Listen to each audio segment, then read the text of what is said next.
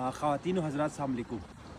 اس وقت ہم کچورا میں موجود ہے اور ایک بڑا خوبصورت کوٹیشن سے میں اپنی بات کو شروع کروں گا کہ sound body has a sound mind.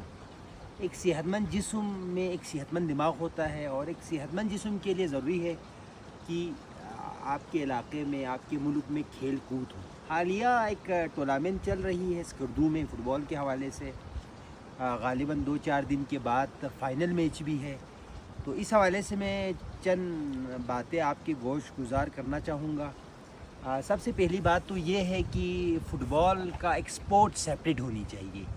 کہ کھیل کا مطلب ایک سپورٹ سیپریٹ کا مطلب یہ ہے کہ آپ نے کھیل کے ذریعے امن کو، آشتی کو، بھائی چارگی کو فروغ دینا ہے.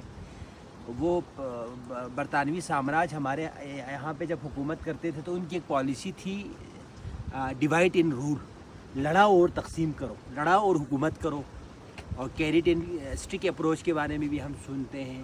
تو مجھے بالکل اس بات پہ تحفظات ہے جب آٹومن امپائر میں لوگ جب ریاست کے خلاف احتجاج کرتے تھے تو وہ کھیل کے، اولمپک کے اس طرح کے مقابلے کرتے تھے تاکہ لوگوں کو آپس میں لڑا کے ان پہ حکومت کیا جائے. تو آج کل اسکردو میں جو ٹورنامنٹ فٹ بال کا ہو رہا ہے مجھے تو بالکل اسی ایک سلسلے کی کڑی نظر آتی ہے کہ فٹ بال کے ذریعے علاقہ پرستی کو ترویج دینا، تعصب کو ترویج دینا، ہار نہ ماننا. ایک پچھلے دفعہ تو ایک ٹیم نے، میں نے تو خیر میچ دیکھا بھی نہیں، دیکھنے کا شوق بھی نہیں ہے، بلکہ مہمان خصوصی بننے کا بھی شوق نہیں ہے، کیونکہ جس طرح آپ فٹ بال کھیل رہے یہ تو میں بالکل اس کو بالکل نہیں مانوں گا.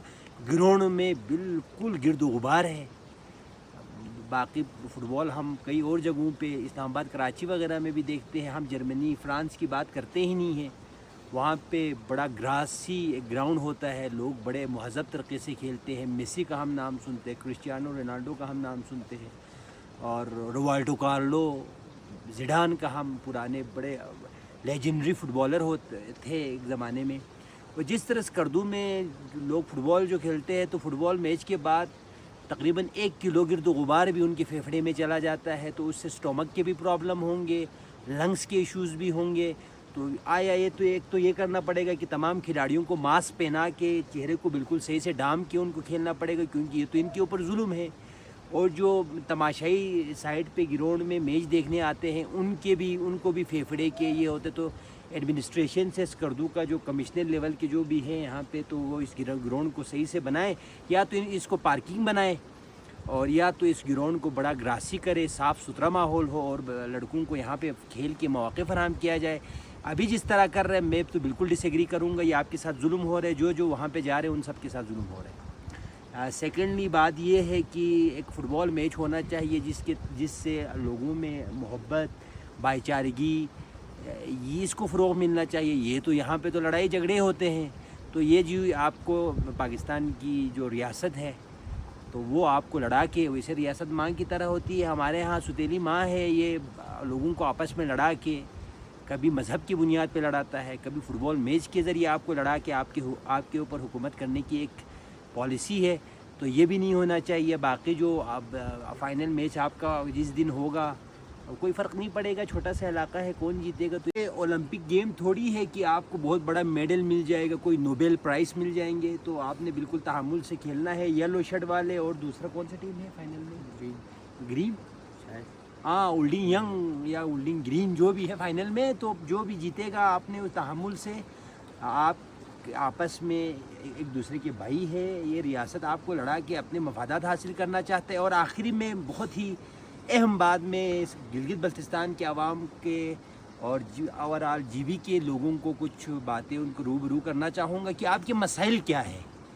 آپ کا مسائل کلائمیٹ چینج ہے، موسمیاتی تبدیلی ہے، آپ کا ویدر پیٹرن چینج ہو رہا ہے اور ریاست کی طرف سے کوئی اس پہ پری ایمپٹیو میجر نہیں لیے گئے. انرجی کرائسس، بجلی کی شدید بحران ہے، یہ آپ کا بہت بڑا ایشو ہے. سیاحت ہوتی ہے تو یہاں پہ نہ ڈسٹبین ہے، نہ کوئی پبلک لیٹرین ہے، نہ اسکردو میں کوئی پارکنگ کا سسٹم ہے، انفراسٹرکچر بالکل پور ہے. یہ آپ کے ایشوز ہے.